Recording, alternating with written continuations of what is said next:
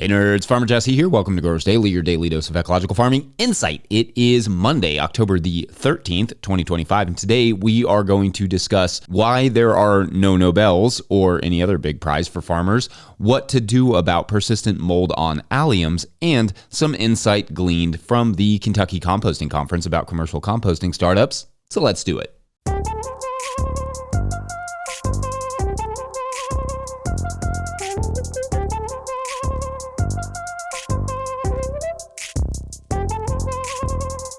All right, so happy Monday to you all. I hope everyone had nice weekends. I officially crossed over into my 30 teens, so that was fun. I had a really great birthday weekend of just hanging out with the family and doing soccer coaching thing.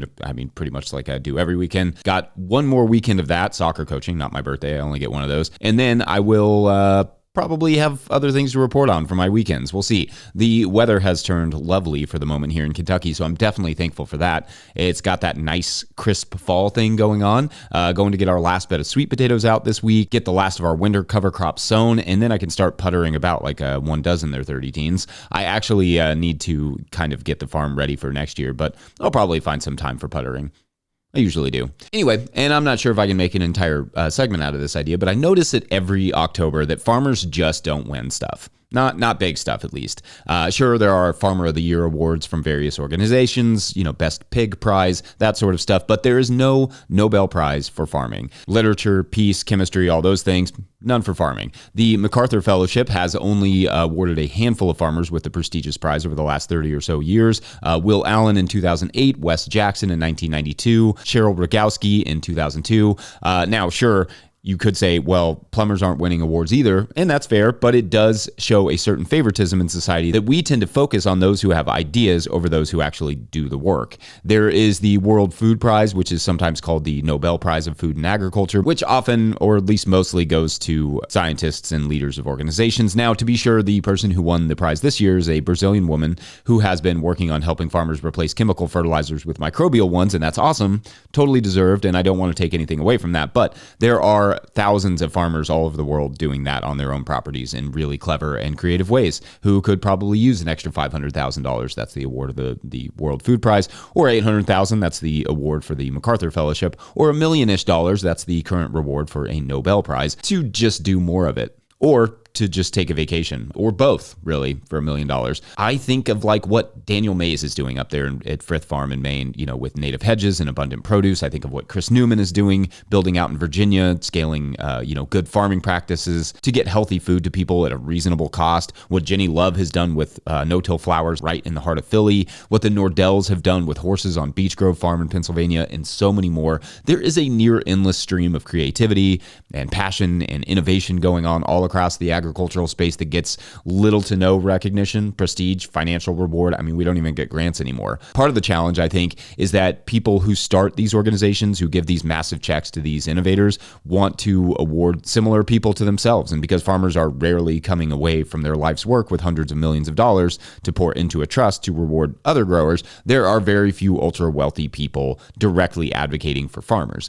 Another problem is that this society is just not super concerned with celebrating the people who prop it up. Not the plumbers, not the electricians, the custodians, the nurses, the teachers, the farmers. Now, here's where I insert my solution, but I don't really have one. If no-till growers could start an award/fellowship thing, we would have already, but we would just need, millions of dollars, a staff, that sort of stuff. Mostly the millions, though. Of course, you could just say, well, it's just an award and it doesn't mean anything. Sure, that's worth consideration, but many of the best innovations come from people pushing just a little bit harder with the thought of a potential prize and some sort of prestige on the horizon. As innovative as farming is right now, it's also just really difficult work. That incentive of a potential prize, of potential prestige, I think would help not only with farmer innovation, but incentivizing the best, most creative, most inventive farmers to share more of their work publicly so they get seen, but also so others can learn from it and replicate it and build on it. Like I said, I don't know that I can make a whole segment out of this, although I kind of have at this point, or if it's even a good idea, but would some of the more brilliant minds out there in our society enter farming if there was a shot at a prize the level of the Nobel or the MacArthur Fellowship or something like that? Would they stay in it longer, push the, ecological boundaries a little bit more? Also, there may be you can let me know. There may be way more prizes than I'm aware of, in this regard. It's the ones that people are aware of that I think should make some space for the on-the-ground doers and innovators of our natural world, especially those of the ecological sort. The MacArthur Fellowship, for instance, has a stated mission of creating a, quote, just, verdant, and peaceful world, end quote. Y'all, verdant is how ecological farmers roll. That's literally the job. The Nobel Prize organization's mission states that it rewards, quote, those who, during the preceding year, shall have conferred the greatest benefit to humankind, end quote. And I don't know about you, but I feel like feeding people in a way that actually, improves the environment is a pretty great benefit to humankind. Anyway, I guess I'm just trying to stick up for all the great growers doing amazing work out there and making sure that they are recognized. You all deserve more recognition. What say you, commenters, listeners, watchers? Let us know your thoughts in the comment section. Anyway, we're going to get off this high horse and talk a little garlic mold and what to do about it now that we're at grow time. All right, BRB. Hey, Farmer Jesse. This is Lisa out at Thornberry Farm in coastal Oregon, 9A. Recently changed from 8B, so we'll see. Today's project, just cleaning up, and I've got some bulbs to dig out and see what I can salvage from the dahlias. Today's episode is brought to you by Farmhand. Renewal season is here, and the work you put in now is what brings members back next year. Ari Memar, founder of Farmhand and a guest you've heard on this podcast, has worked with regenerative farmers to create a playbook that turns renewal season into a growth season. One farmer, Melanie at Shake Fork Community Farm, brought in $40,000 in renewals in just 2 weeks using this strategy. Now, Ari and Melanie are sharing the exact approach in a free live workshop and downloadable playbook. Watch on demand and get the playbook at farmhand.partners/no-till. That's farmhand.partners/no-till. All right, back to the show. If you, the listener or viewer, are enjoying this podcast, getting even a small amount of value from it, consider supporting our work over at patreon.com/no-till-growers. I will try to get to questions from everywhere that questions come in, but I will always get to your Patreon questions. Now, today's Patreon question comes to us from Patreon member Jesse Hammond, who writes, quote, hey Jesse, I have an issue with white mold on my alliums. This problem has been getting worse over the years. I started with losing about 5% of my garlic to the bulbs molding while in the ground to losing about 20% of my bulbs in recent years. It also affects my onions and shallots, but nothing else. I've tried switching beds, but my problem still persists. However, my garden is quite small, so everything is pretty close. Garlic planting time is just around the corner in Zone 7B here in far northwest Washington state, and I'm wondering what I can do to prevent or at least impede the mold on the garlic that I'm planting in October. I am also curious if the mold somehow has infected the cloves I am planting. I don't use cloves that are obviously infected as seed garlic. Only the healthiest bulbs make the cut. Thank you for your wonderful show and valuable advice, end quote. Okay, thanks, Jesse. Good question here and a poignant question. So the first thing I will say is that it won't hurt to get that mold identified.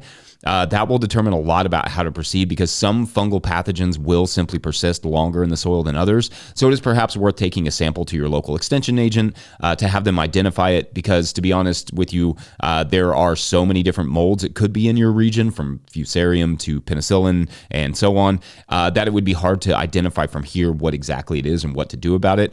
With that out of the way, I'd be curious to know if the garlic was doing well before or if the garlic loss occurred in the first year of growing it, because it is possible that whatever you're dealing with came in on the seed that you were using. I would also probably suggest, just out of an abundance of caution, to either not grow alliums this winter or simply to find a different location to grow them altogether. Then take the season to work the soil, growing unrelated crops, managing any potential drainage issues you might have, and really working on the soil's health. Perhaps a round of mustard cover crops would be helpful as well, just to kind of shore up a little bit of that, whatever the fungi might be.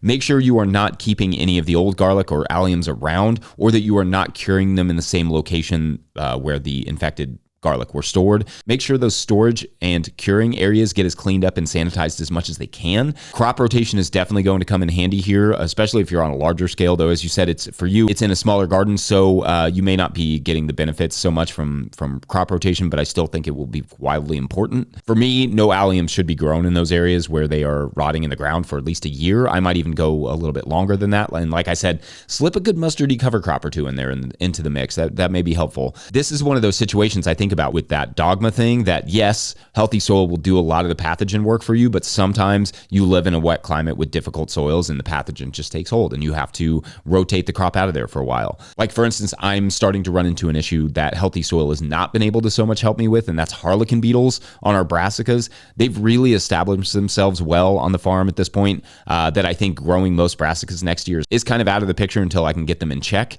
Part of the problem is my love of sweet alyssum, I think, if I'm being honest. It just harbors them and keeps them breeding, so I may have to have an affair with a different flower next year, maybe something low growing and umbellifery for under and around my tomatoes. Taking recommendations here, listeners. Let me know what you think. Anyway, I know that's not super helpful or maybe even super hopeful, but these diseases can be brought back into check. It just takes some thoughtful dedication and maybe just taking some stuff out of production for a little while, especially when you're on small acreage. It's a little easier when you can move them pretty far away, but when you're in a small space and you have just the same curing spaces, a lot of transfers are going to happen. Let us know, listeners, what your experiences are with molds and alliums in the Northwest, which I admit is a rather specific request. But in the meantime, we'll take a quick break, and then when we come back, we'll talk about some composting stuff I learned that I think will benefit everybody. Or maybe not. Maybe it's just fun to talk about. We'll find out. Be right back. Been having some issues with my earthways seeder. It was just clogging up. So I took it apart, and this is what we found. Ta-da! Spiderweb nest. Spider nest. Spider nest? Spider nest. Big old spider nest in there. Farmer Claire Coleman here from the Winter Growers Podcast. Did you know that I also founded Real Farmer Care, a nonprofit that supports farmer well-being?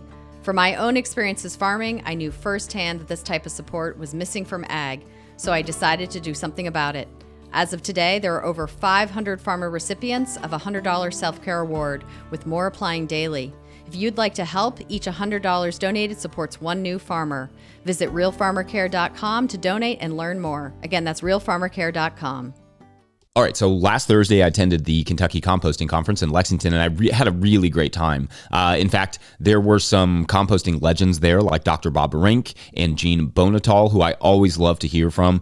I'd love to see that conference get really big next year because it just offers so much in the way of commercial composting information and insight directly from people who have built composting operations themselves, studied them, or are currently trying to get a composting operation going. The number of hurdles for starting a composting operation feels almost endless. To start a composting facility, sites not only have to be fitted with the right amount of slope, right, for drainage, a place, to capture runoff, also access from big trucks and more, but also to be in a place where they're not going to, cause current or future problems with neighbors. Dr. Rink did a whole talk on site selection, and there are a lot of nuances to it. I think one of the more interesting things about composting versus other forms of agriculture is just how concerned people, just regular citizens, are with the smells that may be emitted from a compost operation versus the smells that are definitely emitted from, like even small amounts of confined livestock production. There is a bizarre double standard there where people will tolerate the anaerobic smell of a confined cattle or chicken or pig operation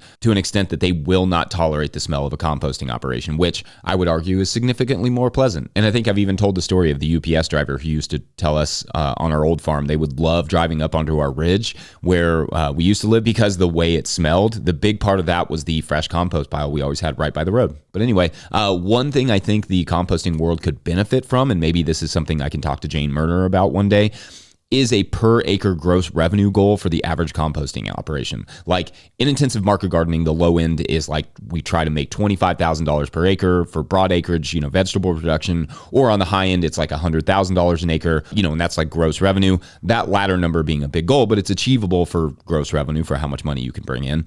Or for like sweet corn, it's like $10,000 gross revenue per acre. I feel like the composting operations just need a baseline gross revenue goal and or range for wannabe composting operations to regard in terms of planning and business plan and all that stuff. Something to shoot for that has numbers behind it that's achievable based on what you're selling and those sorts of things.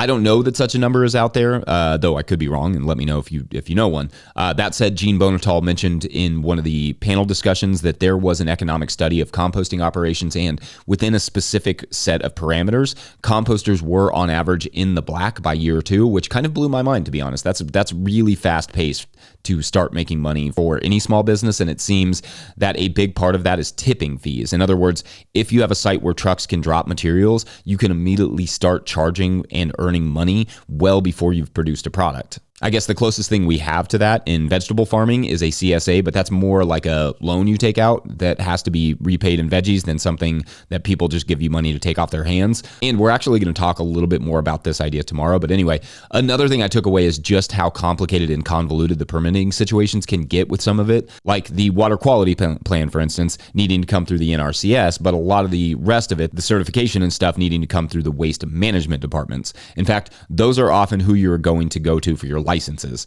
because composting in most areas is considered waste management, not agriculture.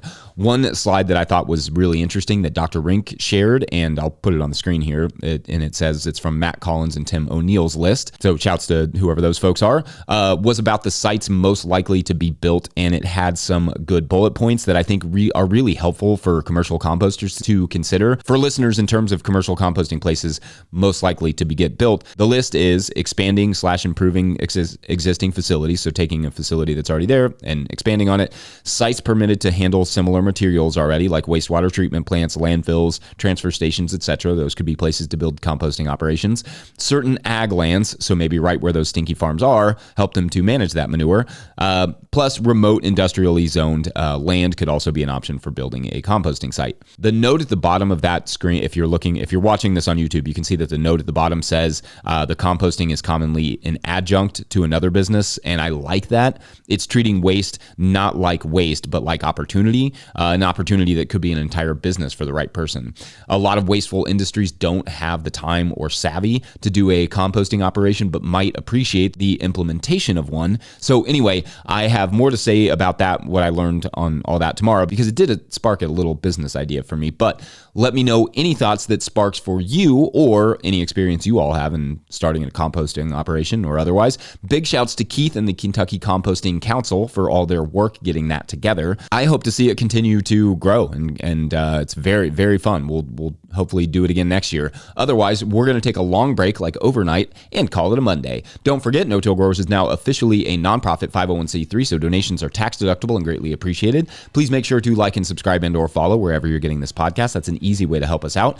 Enormous thank you to all of our show sponsors, and if you'd ever like to sponsor the show, you can reach out to Farmer Michelle at notillgrowers.com. Huge shouts to Willie Breeden for the theme music and Mike Hilbert for the production help and editing. Also for the hoodie that Mike gave me, this Racing Louisville hoodie. Shouts to that. I don't have any lavender hoodies, or I didn't until this weekend. Also, shouts to Epidemic Sound for the background music that you can hear.